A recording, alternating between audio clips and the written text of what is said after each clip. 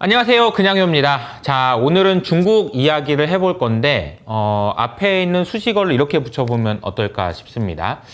남일 같지 않은 중국 이야기입니다. 중국의 상황이 굉장히 심각한데 이게 제가 볼 땐 좀 남일 같지 않아서 이 이야기를 좀 해보도록 하겠습니다. 자, 얼마 전에 제가 중국에 대한 이야기를 하고 테무에 대한 이야기를 할 때 올해 정부의 정책이 좀 특이한 것 같습니다 라고 하면서 세 가지를 말씀드린 적이 있습니다. 첫 번째가 얘네들이 이렇게 공급 과잉인데도 불구하고 제조업을 다시 부스팅을 시키겠다 이런 이야기가 나와서 이게 도대체 무슨 말이지? 라는 이야기를 했었죠. 그럴 때 중국에 있는 공장에 있는 많은 사람들이 우리 지금 제조업 우리 지금 뭐 공장 장사도 안 되고 그래서 문 닫아야 돼요. 그러니까 문 닫지 마. 왜? 그러니까 전기료도 비싸고요. 그러니까 니네 공장 옆에 신재생 에너지 깔아줄게. 그래서 태양광 같은 거 이렇게 깔아줄게. 이런 얘기를 했다고 했었고요. 그리고 마지막으로 그래도 지금 장사가 안 돼가지고 지금 재고 쌓이고 난리 났어요 라고 얘기하니까 그래? 그러면서 이커머스를 통해서 밖으로 내보내자 라는 이야기가 나왔었죠. 이 이커머스가 뭔가요? 바로 테무였습니다.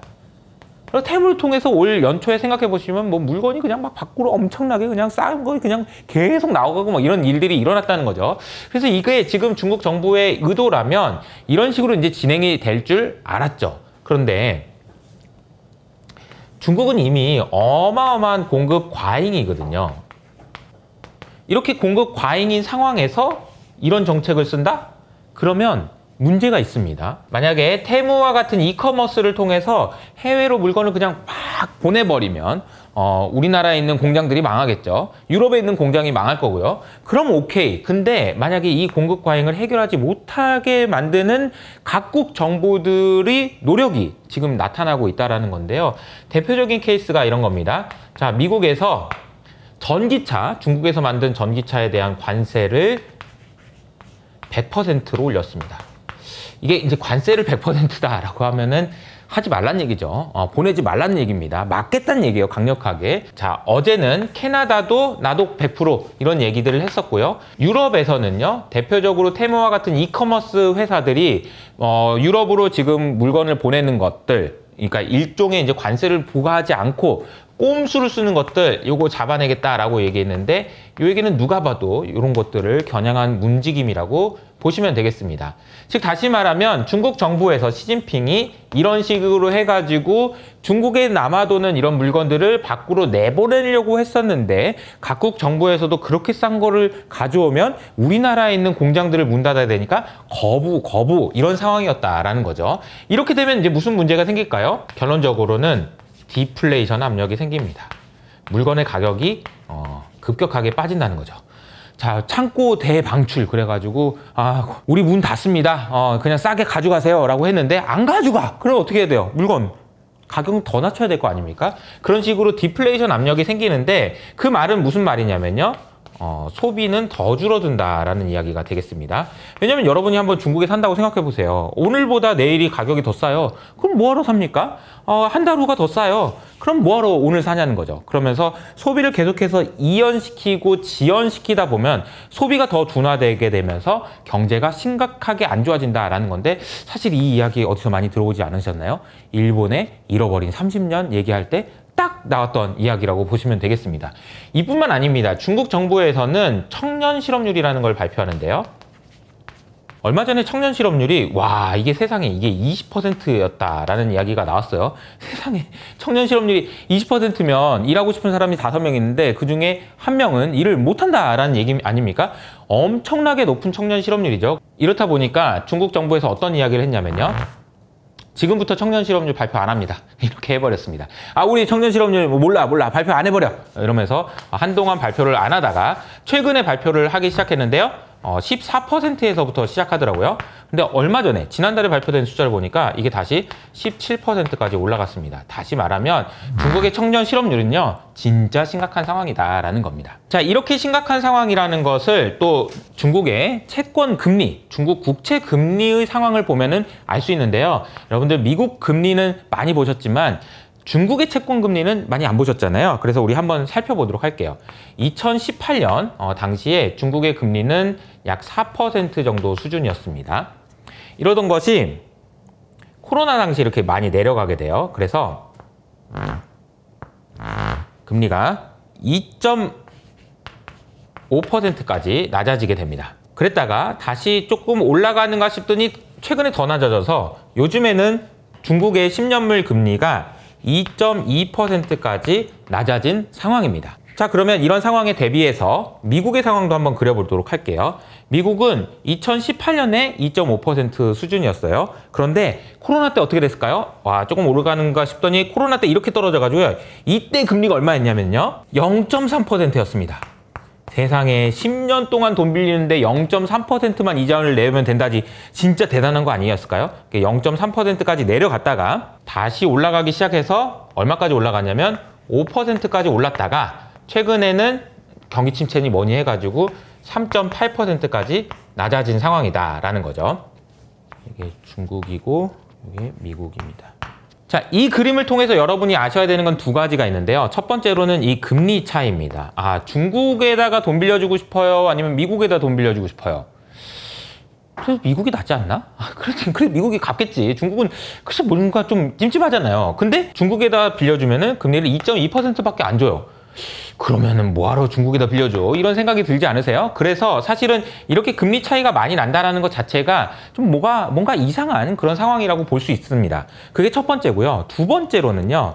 자, 미국에서는 지금 코로나 당시에 금리가 0.3%까지 내려갔을 때 무슨 작업을 했었냐면요. 미국 정부가 이때 돈을 3에서 4조 달러를 빌립니다. 자, 미국 정부 입장에서 한번 생각해 보세요. 돈을 3에서 4조, 그러니까 우리나라 GDP의 2배 가까운 돈을 한 번에 땡기는데요. 금리를 안 냅니다. 이자를 안 내요. 그냥 꽁돈이란 얘기죠. 그 돈 어디서 났을까요? 연준에서 사줘 가지고 3에서 4조 달러가 하늘에서 그냥 뚝 떨어진 겁니다. 이 돈을 가지고 미국 정부에서는 뭘 했죠? 아, 개인들에게 줬죠. 미국 개인들에게 주고 그리고 보조금을 줬습니다. 뒤에도 말씀드리겠지만 이렇게 한 정책 자체는 돌아놓고 보면 잘한 거 아닌가? 이런 생각이 좀 들어요. 왜 그렇게 생각하는지를 설명드려 보도록 하겠습니다. 최근에 중국 정부에 대해서 중국에 있는 많은 경제학자들이 굉장히 비판을 많이 하고 있거든요. 어떤 비판을 하고 있냐면요. 돈 좀 써라. 옛날에 저기 뭐 코로나 때 미국이 그랬던 것처럼 이렇게 금리 낮을 때 돈 써야지. 언제 쓸래? 이렇게 금리가 낮은데 빨리 돈 좀 빌려가지고 돈 좀 써라. 이라는 얘기를 많이 하고 있습니다. 실제로 데이터를 보니까 중국의 경제 상황이 이렇게 심각하게 안 좋은데도 중국 정부가 돈을 쓰는 걸 보니까 작년보다도 오히려 2% 덜 썼다라는 통계가 어제 나왔었거든요. 그러니까 이런 거 보면 중국 정부가 이게 지금 뭐 하고 있는 거지? 돈 좀 쓰지? 이런 생각을 할 수 있는데요. 이때 이제 나오는 규칙이 하나 있습니다. 중국 정부는 원칙이 하나 있어요. GDP 대비 3% 이상 재정 적자를 쓰지 않겠습니다 라고 약속을 했어요. 그래서 이 3%라는 숫자가 중요한데요. 이것은 비유를 하자면 이런 거랑 같은 것 같아요. 여러분의 자녀가 있어요. 이 자녀가 열심히 공부하겠다고 하는 겁니다. 그래서 나는 꼭 열심히 공부해서 서울에 있는 대학교 갈 거야 라고 얘기하면서 나 절대로 유튜브 30분 이상 안 볼게 라고 약속하는 거랑 비슷한 거라고 보시면 되겠습니다. 아니, 중국 입장에서 우리 계속해서 국제사회의 신뢰를 유지하기 위해서 GDP의 3% 이상 재정 적자를 쓰지 않을게, 우리 믿어줘 라는 이야기를 한 거라고 보시면 되겠고, 실제로 중국에서는 이 3%를 넘지 않기 위해서 굉장히 노력을 많이 했습니다. 코로나 당시에서 돈을 얼마나 쓰고 싶었겠어요? 근데도 한 3.8% 정도만 썼습니다. 그래도 양호한 거죠. 그런데 미국은 어땠냐라고 생각해보면 미국의 경우에는요. 코로나 때 7% 정도 썼죠.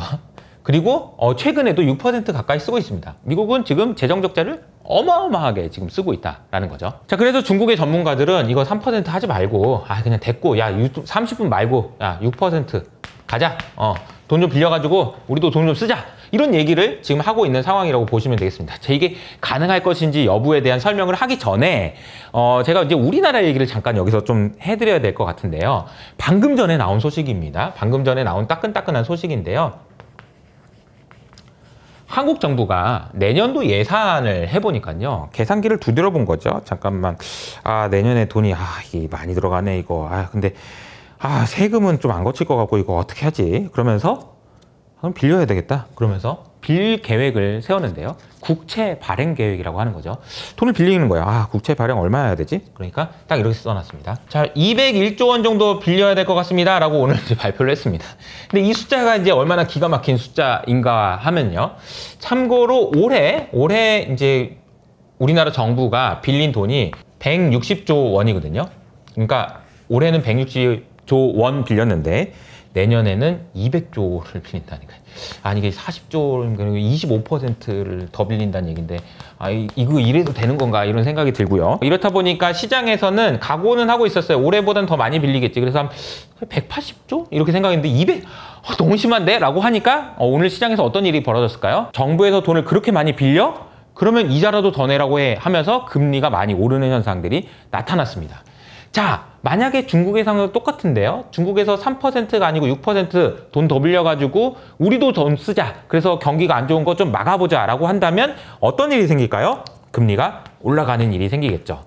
그런데 이 금리가 올라가는 일이 생기는 것은 막을 수가 있습니다. 왜냐하면 중국은 엄청난 디플레이션 국가이기 때문이죠. 엄청나게 경기가 안 좋기 때문에 여러분들도 아시잖아요. 경기 침체 오면 뭐 사요? 채권 사야죠. 사람들이 채권을 사려고 많이 할 거기 때문에 금리가 떨어질 가능성이 높다라는 겁니다. 자, 그러니까 금리가 떨어지려고 하는 채권을 사려고 하는 사람들이 많은 만큼 중국 정부에서 그만큼 돈을 빌리면 되겠다라는 것을 생각하고 있는 것 같고요.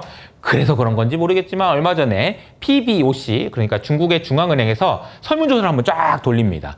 중국에 있는 은행들한테 설문조사 돌리는 거죠. 야, 니네 만약에 혹시 금리 이게 좀 올라가면 어떨 것 같냐? 괜찮냐? 괜찮아? 어디까지 괜찮을 것 같아?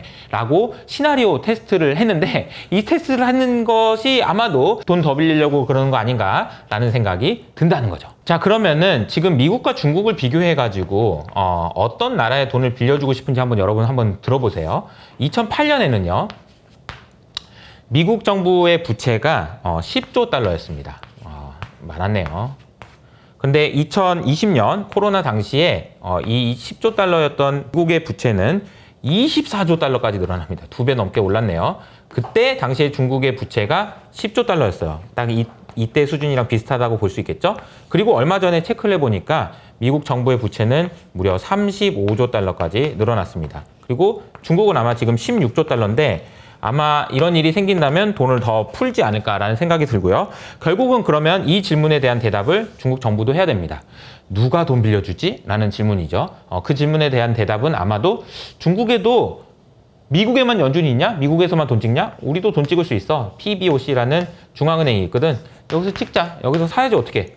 우리가 뭐 어디서 돈이 나겠어. 그러면서 돈을 찍을 가능성이 높다라는 이야기가 나오고 있다는 거죠. 오늘 이야기의 교훈은 제 생각에는 크게 3가지인 것 같아요. 첫 번째 단어는 늪입니다. 제가 이제 사실 아까 말씀드린 대로 0.3%라는 금리로 미국 정부가 돈을 빌려서 개인에게 주고 보조금을 주고 AI에 투자할 수 있도록 길을 열어주는 것을 통해서 사실은 미국의 GDP는 20조 달러에서 28조 달러까지 급증하게 됩니다. 물론 이게 인플레이션 때문이다라는 비판도 있을 수 있지만 적어도 0.3으로 빌린 것보다는 훨씬 더 효과적인데 돈을 썼다라는 것을 우리가 알 수 있어요. 하지만 만약에 제 생각에 중국에서 돈을 이렇게 많이 쓴다고 하더라도 아마도 제 생각에 이 돈들은 부동산으로 가버릴 가능성이 높다라는 생각이 좀 듭니다. 중국의 상황을 보면요. 근데 여기서 우리가 생각할 수 있는 포인트는 이거예요. 우리나라도 이 돈이 있잖아요. 만약에 돈이 풀렸어. 좀 더 여러분들이 돈이 많아져가지고 돈이 생겼어. 그럼 뭐 사실 거예요? 라고 생각해보면 다 부동산? 생각하고 있으면요. 이거 중국처럼 된다는 거예요. 생산성이 나오는 대로 돈이 가야 되는데 주식시장으로는 돈이 오지 않고 부동산으로만 간다? 이거 큰일 날 일입니다. 중국처럼 될 수도 있다라는 그런 위기의식을 저기 계시는 국회의원분들 좀 가져주셨으면 좋겠어요. 이거 정신 좀 차려야지. 어떻게 언제까지 부동산만 돈이 가게 할 거예요. 이거 그래가지고 중국처럼 되면 큰일 난다니까요. 늪에 빠지지 않도록 우리도 좀 정신 차리자라는 이야기를 좀 하고 싶고요. 두 번째로는 이런 이야기 들으면 어떠세요? 중국에서도 이렇게 된다? 이거는 마치 유튜브를 30분만 보겠다는 애가 이제는 나 대학은 뭐 됐고 내가 망하지 않는 범위 내에서 유튜브 최대한 많이 볼 거야. 한 3시간 보면 되나? 이런 식으로 봉인 해제가 되는 거라고 보시면 되거든요. 이렇게 되면 또 문제가 뭐냐면은 화폐의 가치가 하락하는 과정에서 여러분의 구매력을 지키는 것이 정말 쉽지 않다라는 것을 의미하기도 합니다. 그래서 최근에 금 가격도 많이 오르고 있긴 한데 금이 됐든 비트코인이 됐든 여러분의 구매력을 지킬 수 있는 무엇인가를 반드시 하셔야 된다라는 말씀을 드리고 싶고요. 마지막으로는 이 얘기는 하고 싶지 않지만 전쟁 가능성에 대한 이야기도 나올 수 있을 것 같아요. 우리가 많은 분들이 이야기하는 전쟁 시나리오를 보면 중국이 미국을 이길 수 있을 것 같을 때 전쟁이 나지 않는다고들 합니다. 어떨 때 전쟁이 나냐면요. 중국이 나 모르겠다. 이러면서 이제 때리게 되는 경우, 그럴 경우에 전쟁이 난다라는 시나리오를 얘기를 많이 하거든요. 이게 중국의 상황을 보면 제가 봐도 이게 답이 없거든요. 돈을 써도 이게 잘 안 될 것 같고 늪에 빠진 것 같고 이런 상황이 됐다가 보면 결과적으로 중국이 안 좋은 선택을 할 수도 있는 것 아니냐라는 이야기까지 나올 수 있는데 요거는 좀 아직은 시기상조가 아닐까라는 생각이 들고요. 정리를 하면 우리나라도 늪에 빠지지 않게 정신 좀 차리자. 부동산에만 언제까지 계속 돈을 넣을 거냐라는 거, 그리고 구매력을 지키기 위해서 각자 열심히 노력하셔야 된다라는 것까지 말씀드려보도록 하겠습니다. 자, 오늘은 중국의 상황을 이야기했는데 우리나라 200조 만만치 않죠. 우리나라도 정신 차려야 된다라는 교훈을 좀 드리고 싶은 마음에 그냥 한번 이야기해봤고요. 저는 다음 시간에 더 재밌고 유익한 이야기로 찾아뵙도록 하겠습니다. 지금까지 그냥이었습니다.